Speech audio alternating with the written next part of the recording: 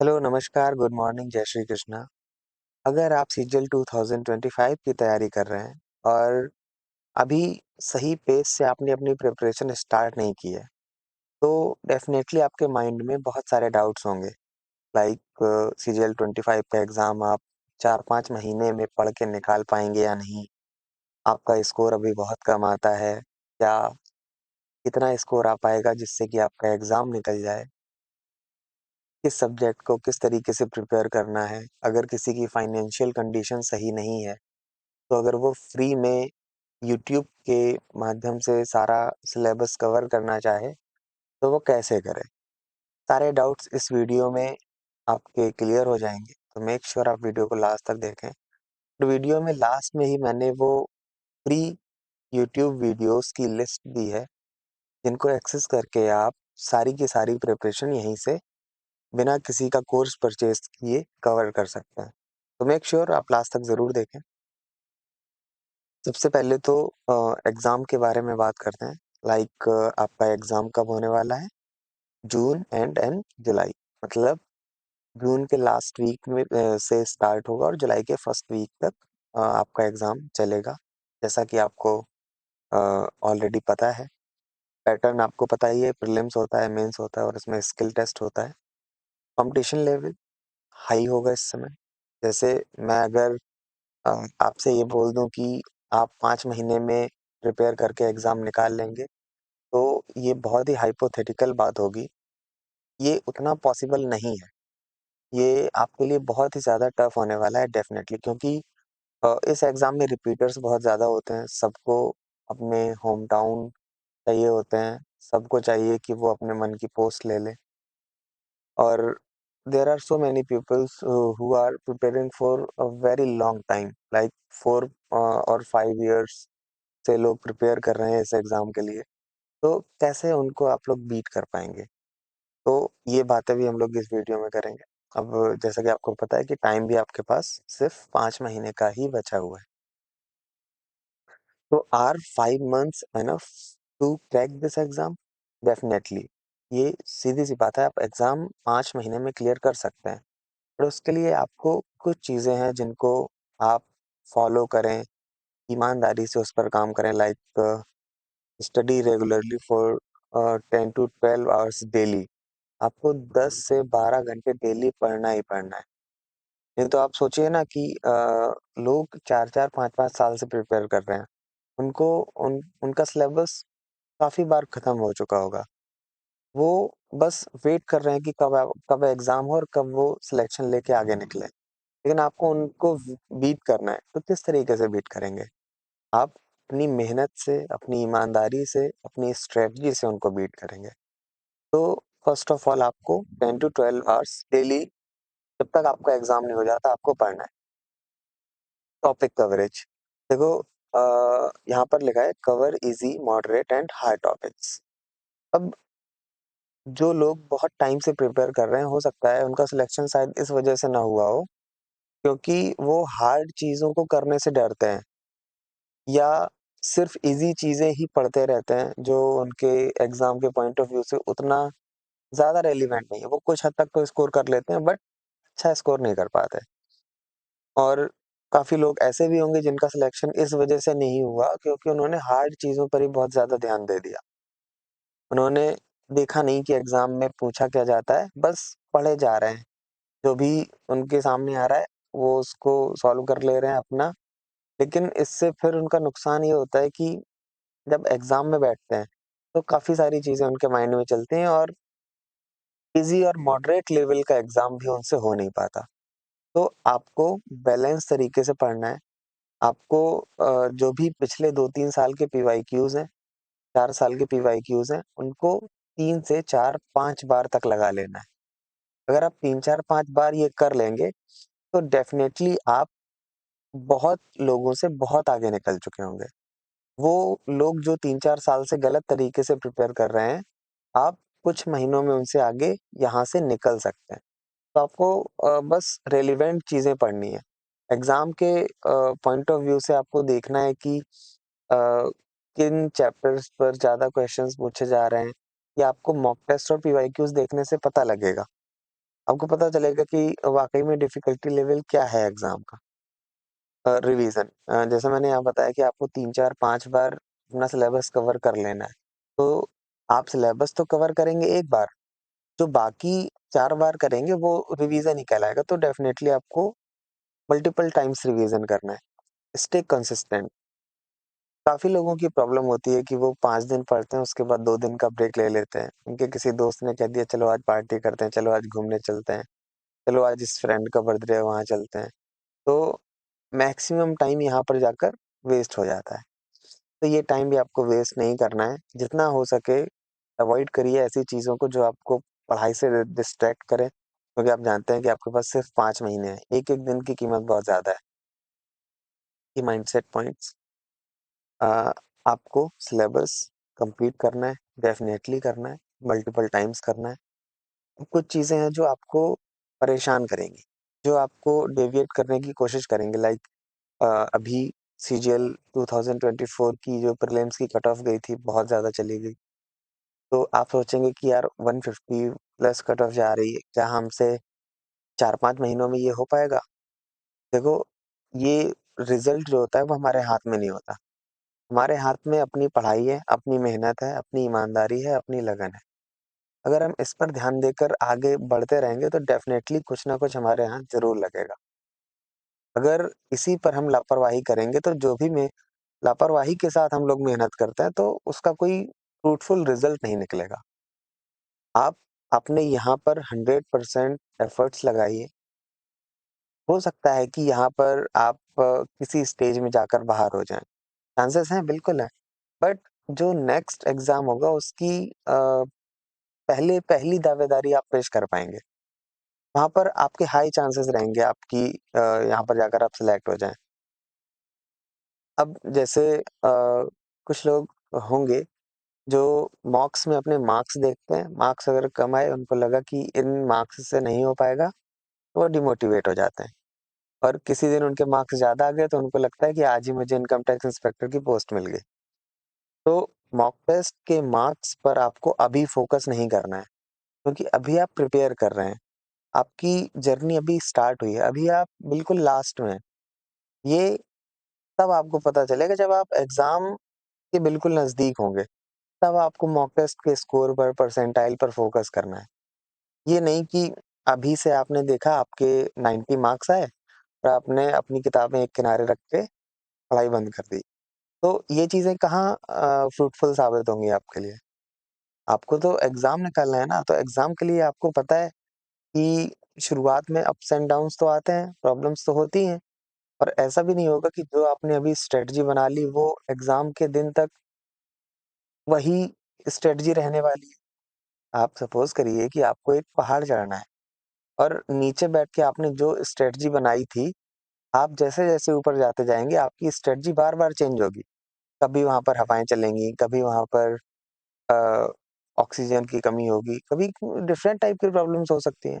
तो हर टाइम पे आपको अपनी स्ट्रैटेजी चेंज करनी पड़ेगी और हर स्टेज पर आपके पास प्रॉब्लम्स आएँगी।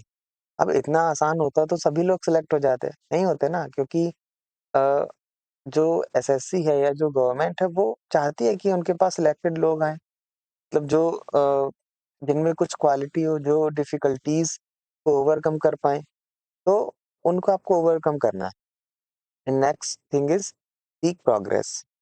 अ, कई सारे लोग होते हैं जो परफेक्शन की तरफ जाते हैं। जैसे कोई एक क्वेश्चन वगैरह आया उनके सामने या कोई चैप्टर है, तो वो चाहते हैं कि इस चैप्टर में हम लोग मास्टर बन जाएँ, टीचर बन जाएँ और टीचर बनने के चक्कर में उसमें उतना टाइम चला जाता है जो एग्ज़ाम तो मान लो बाद की बात है निकलेगा या नहीं निकलेगा, लेकिन उसके पहले उसमें इतना हम लोग टाइम वेस्ट कर देते हैं कि जो बाकी की चीज़ें हैं वो हमारी छूट जाती हैं और उसी परफेक्शन के चक्कर में हम लोगों से पीछे निकल जाते हैं। हो सकता है कि हम उस पर्टिकुलर चैप्टर में परफेक्शन हासिल कर लें, लेकिन हमने बाकी की चीज़ों पर तो ध्यान नहीं दे पाया ना। जैसे कोई स्टूडेंट है वो जीएस पर ही बहुत ज़्यादा फ़ोकस कर लेता है। जीएस के लिए वो डिफरेंट टाइप की बुक्स पढ़ लेता है, डिफरेंट टाइप के वीडियोज़ देख लेता है और टफ से टफ जीएस पढ़ डालता है। बट क्या एग्ज़ाम में वो 50 आउट ऑफ 50 कर पाएगा? किसी भी केस में पॉसिबल नहीं है। 50 आउट ऑफ 50 तो आने से रहे, लेकिन अगर उतना टाइम वो मैथ, रीजनिंग, इंग्लिश में दे देता, तो शायद इनमें उसके 50 आउट ऑफ 50 आ जाते, तीनों सब्जेक्ट्स में। और जीएस में अगर थोड़े बहुत कम भी रह जाते हैं, तो काम चल जाएगा। तो आपको परफेक्शन की तरफ नहीं जाना है, आपको प्रोग्रेस की तरफ जाना है कि धीरे-धीरे आपके मार्क्स बढ़ें, धीरे-धीरे आपका सिलेबस कंप्लीट हो और आप एग्ज़ाम की तरफ एक स्टेप आगे बढ़ें। अब बात करते हैं मैथ की स्ट्रैटेजी की। देखो, मैथ में 3 चीज़ें होती हैं, कॉन्सेप्ट, प्रैक्टिस, स्पीड और डेफिनिटली उसके बाद एग्ज़ाम में परफ़ॉर्म करना। तो सबसे पहले तो आपको कॉन्सेप्ट्स पर बहुत ज़्यादा ध्यान देना है। सपोज़ किसी टीचर ने पढ़ाया और उसने आपको कुछ चीज़ें रटा दी, तो आपको वो रटी हुई चीज़ों पर ध्यान कम देना है। आपको कोशिश करनी है कि उसके पीछे का लॉजिक आपके पास क्लियर रहे, कि इस लॉजिक से इस क्वेश्चन का ये आंसर आया था। अगर ये लॉजिक आपके पास क्लियर नहीं है, तो एग्ज़ाम में अगर क्वेश्चन थोड़ा बहुत घुमा-फिरा के पूछा जाता है, तो आप तुरंत वहीं पर घबरा जाएँगे, आपका एग्ज़ाम बिगड़ जाएगा। तो अगर कॉन्सेप्ट्स क्लियर हैं, तो थोड़ा बहुत अगर घुमा के भी क्वेश्चन्स एग्ज़ाम में आते हैं, तो भी आपसे हो जाएँगे। रिगोरस प्रैक्टिस, बहुत ज़्यादा आपको प्रैक्टिस करनी है, specially in maths. A, math में जब तक आप एक क्वेश्चन को 4, 5, 6 बार नहीं लगा लेते, आप एग्ज़ाम में नहीं कर पाएँगे। क्योंकि जैसे ही आप एग्ज़ाम में क्वेश्चन देखेंगे, आपको क्वेश्चन समझ में नहीं आएगा, आपका दिमाग वहीं पर ब्लैंक हो जाएगा, ब्लॉक हो जाएगा। आपको पता ही नहीं चलेगा कि अब आगे क्या करें, क्या करें, क्या करें? आपके जो ईज़ी क्वेश्चन्स हैं, जो आप कर पाएँगे, वो भी आप एग्ज़ाम में गलत कर लेंगे। तो जितनी ज़्यादा प्रैक्टिस रहेगी, जितनी ज़्यादा आपने मॉक टेस्ट लगाए होंगे, आप एग्ज़ाम में क्वेश्चंस को उतने ही सहूलियत के साथ अटेम्प्ट कर पाएँगे। स्पीड, अब देखो, अगर आपने कॉन्सेप्ट्स क्लियर करके रखे हैं और आपकी प्रैक्टिस बहुत अच्छी है, तो आधी आपकी स्पीड तो यहीं से बढ़ जाती है।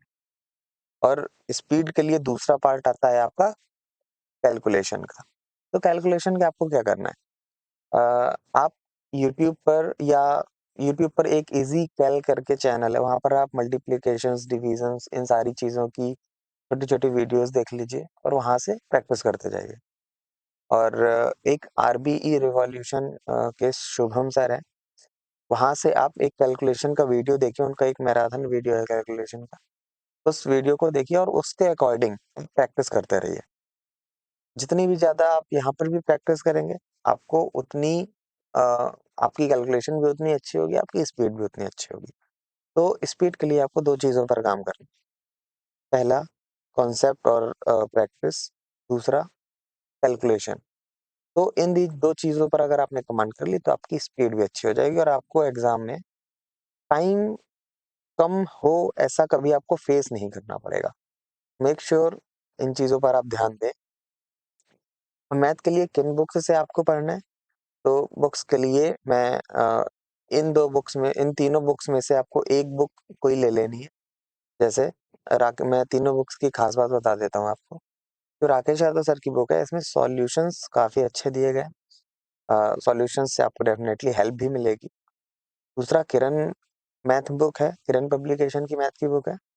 इस बुक में क्वेश्चंस टाइप वाइज़ दिए गए हैं। अगर आप एक टाइप के 2-3 क्वेश्चंस, 4 क्वेश्चंस लगातार कर लेते हैं, तो आपकी उस टाइप में कमांड हो जाती है। तो इस लिहाज से ये बुक भी बढ़िया है। और पिनेकल में पिछले 4-5 साल के, जब से टीसीएस आपका एग्ज़ाम कंडक्ट करा रही है, तब से क्वेश्चंस दिए गए हैं। तो टीसीएस के पैटर्न पर ही अभी क्वेश्चंस भी आते हैं। तो इस लिहाज से ये बुक इम्पोर्टेंट हो जाती है। तो इन तीनों बुक्स में से आप कोई बुक ले सकते हैं। वैसे आपके पास अभी कम टाइम है, तो पिनेकल की तरफ आप जा सकते हैं। इसमें सबसे कम क्वेश्चंस हैं इन तीनों बुक्स के कंपैरिज़न में। इंग्लिश स्ट्रैटेजी, इंग्लिश के लिए इंग्लिश में देखो 3 सेक्शंस होते हैं, ग्रामर, कॉम्प्रिहेंशन एंड वोकैब। तो ग्रामर के लिए तो आपको या तो किसी टीचर से पढ़ लेना है। अगर आपको टीचर से ज़्यादा बुक से पढ़ने में मज़ा आता है, तो फिर इंग्लिश में आपको टीचर की ज़रूरत भी नहीं है। आपको किस टीचर से पढ़ना है, मैं जो पीडीएफ आपको देने वाला हूँ, जो एक्सेल फाइल देने वाला हूँ, जिसमें हर टॉपिक जिसने यूट्यूब में फ्री में अच्छा पढ़ा रखा है, वो मेंशन्ड है। उस पर्टिकुलर वीडियो की लिंक मेंशन्ड है। तो आप उस लिंक पर क्लिक करके जाएँगे, तो आपको उस सब्जेक्ट के या उस टॉपिक के जो यूट्यूब पे फ्री अच्छे वीडियोज़ हैं, वो मिल जाएँगे। तो ग्रामर आपको वहाँ से कर लेनी है उसके बाद एक बुक आपको लेनी है इंग्लिश की, नीतू मैडम की वॉल्यूम 1। तो यहाँ से आप ग्रामर को डेफ़िनेटली पढ़ेंगे और इसमें प्रैक्टिस क्वेश्चंस भी हैं, तो वो प्रैक्टिस क्वेश्चंस भी आपको सॉल्व करने हैं। यहाँ से आपकी ग्रामर अच्छी हो जाएगी। अगर आप यूट्यूब से पढ़ेंगे तो आपको डेफ़िनेटली नोट्स अपने बनाने ही बनाने हैं। कॉम्प्रिहेंशन के लिए आप अपना रीडिंग स्ट्रॉन्ग करके रखिए, डेली रीडिंग करिए। कुछ ना कुछ आप डेली इंग्लिश में पढ़ते रहिए, आपकी रीडिंग कॉम्प्रिहेंशन का पार्ट अच्छा हो जाएगा, ये सेक्शन आपका अच्छा हो जाएगा। और अगर आपको फिर भी इसमें कुछ समझ में नहीं आता है, तो आप कमेंट करिए। मैं आपके लिए रीडिंग कॉम्प्रिहेंशन का किस तरीके से रीडिंग रीडिंग कॉम्प्रिहेंशन करनी चाहिए, क्या बेस्ट स्ट्रेटजी होती है इसकी, तो मैं इसके लिए एक नया वीडियो बना दूँगा। वोकैब्युलरी के लिए आप सीधे से ब्लैक बुक की तरफ चले जाइए। जो भी प्रीवियस ईयर वोकैब इसमें एसएससी के एग्ज़ाम्स में पूछी गई है, वो इस बुक में दी गई है। यहाँ से आप सारी बुक वोकैब पढ़िए और इतने में आपका 95% वोकैब का काम खत्म हो जाएगा। अब एक इंग्लिश में आपको प्रीवियस ईयर क्वेश्चंस की बुक भी लेनी है। ये किरण और पिनेकल ले सकते हैं। किरण में ज़्यादा क्वेश्चंस है, पिनेकल में कम क्वेश्चंस है। तो इन 2 बुक्स में से कोई एक बुक लेके आपको कम से कम 3-4 बार उस बुक को सॉल्व कर लेना है। 3-4 बार आप बुक को सॉल्व कर लेंगे तो जब आप एग्ज़ाम में जाकर देखेंगे तो इन्हीं बुक्स में से आपको एग्ज़ाम में क्वेश्चंस मिलेंगे। तो इंग्लिश में आपको ये 2-3 चीज़ें करनी है और जब भी आपके पास फ्री टाइम रहे, तो इंग्लिश के सेक्शनल टेस्ट या जीएस के सेक्शनल टेस्ट आप अटेम्प्ट करते रहिए। टेक्स्ट बुक से आप अटेम्प्ट कर सकते हैं या कोई और अलग प्लेटफ़ॉर्म जो आपको सही लगे, वहाँ से अटेम्प्ट करते रहिए, डेफ़िनेटली आपका बहुत फ़ायदा होगा। रीज़निंग रीज़निंग के लिए स्पेशली आपको कोई अगर आप चाहते हैं रीज़निंग आपकी कम टाइम में अच्छी हो जाए, तो सबसे पहले तो आपको रीज़निंग का कोई एक सेक्शनल टेस्ट अटेम्प्ट करना है। सेक्शनल टेस्ट आप अटेम्प्ट करेंगे, वहाँ से आप देखेंगे कि आपका कौन-सा टॉपिक वीक है।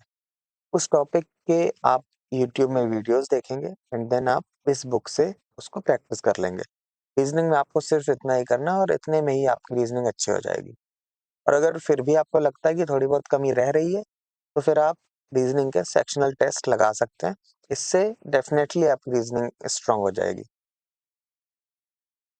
रीज़निंग के लिए मैंने यहाँ पर बता ही दिया, प्रीवियस ईयर बुक जो अभी नैकल की मैंने मेंशन की थी, उससे आपको प्रैक्टिस कर लेनी है। जीएस जीएस में आपको किस तरीके से पढ़ना है? सबसे पहले तो आपको वीडियो लेक्चर्स देखने हैं। कोई भी वीडियो लेक्चर्स देख सकते हैं, जो कम घंटे में पढ़ाया हो, जिसमें ड्यूरेशन कम हो। उससे आप वीडियो देखिए, अपना सिलेबस कंप्लीट करिए, नोट्स बनाइए। नोट्स बनाने के बाद आपको कोई एक बुक से लूसेंट पढ़ लेनी है, लाइक जीएस पढ़ लेनी है, लाइक लूसेंट की बुक से आप पढ़ लीजिए। और अगर आपको उसमें भी कोई डाउट रहता है, तो आप गूगल की तरफ जाइए। गूगल में सर्च करिए उस पर्टिकुलर टॉपिक के लिए जिसमें आपको डाउट है। वहाँ से कुछ चीज़ें जो आपको लगे कि ये इम्पोर्टेंट है एग्ज़ाम के लिए, आप अपने नोट्स में इंक्लूड कर लीजिए। और उसके बाद मैंने यहाँ पर मेंशन नहीं किया है, आपको कोई एक पीवाईक्यू बुक भी अपने पास रखनी है। या तो आप किरण की बुक रख लीजिए या तो आप राकेश यादव सर की बुक रख लीजिए। वहाँ से आप उस चैप्टर के लिए या उस जीएस के सब्जेक्ट के लिए आप यहाँ पर प्रैक्टिस करेंगे, जिसके आपने वीडियोज़ वगैरह देखे और नोट्स बनाए। इतना करने के बाद जब भी आपके पास फ्री टाइम रहे, आपको मैक्सिमम क्विज़ेज़ अटेम्प्ट करनी है। जितनी ज़्यादा आप क्विज़ेज़ अटेम्प्ट करेंगे, उतना ही ज़्यादा आपके सबकॉन्शियस माइंड में डाटा जाता जाएगा। फिर एग्ज़ाम में फिर जब आप गेस भी मारेंगे, तो भी आपके सही होंगे। इतना आपको जीएस में कर ही लेना है। तो ये लिस्ट है, जो मैं आपको टेलीग्राम पर देने वाला हूँ। डेफ़िनेटली जो लोग फाइनेंशियली वीक हैं, उनको इससे हेल्प मिलेगी। डेली स्टडी प्लान क्या होना चाहिए? तो ये तो यार पर्सन टू पर्सन डिपेंड करता है कि कौन कब पढ़ता है। जैसे कुछ लोगों की आदत होती है कि दिन में पढ़ते हैं, कुछ लोग रात में पढ़ते हैं।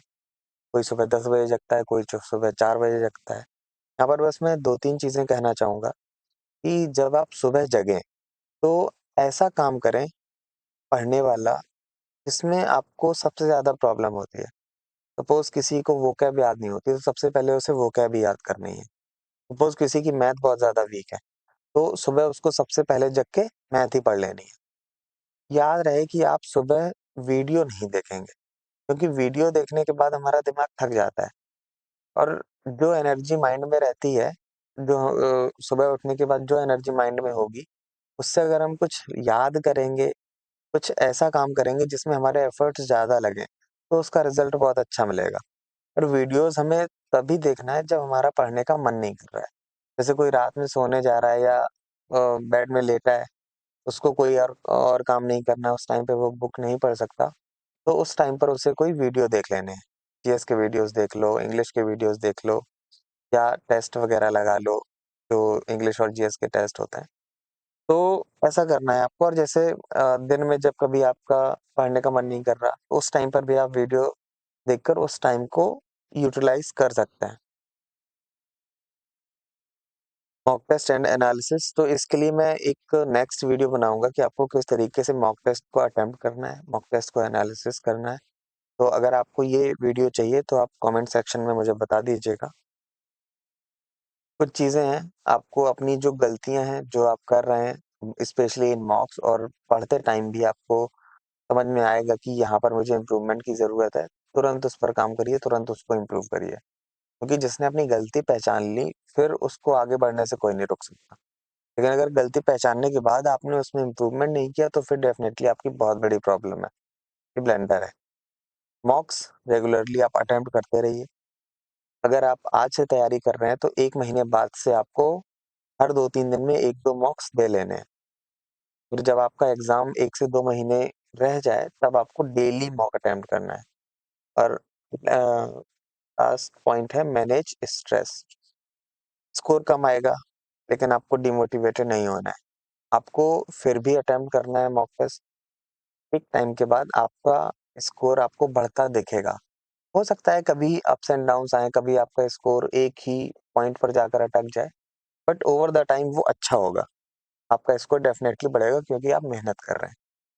फाइनल एडवाइस है अ, आपको कंसिस्टेंट रहना है टिल योर एग्ज़ाम हो नहीं जाता, क्योंकि जितना आप ब्रेक लेंगे, उतना ही आप बाकी लोगों को मौका दे रहे हैं अपने से आगे निकलने का।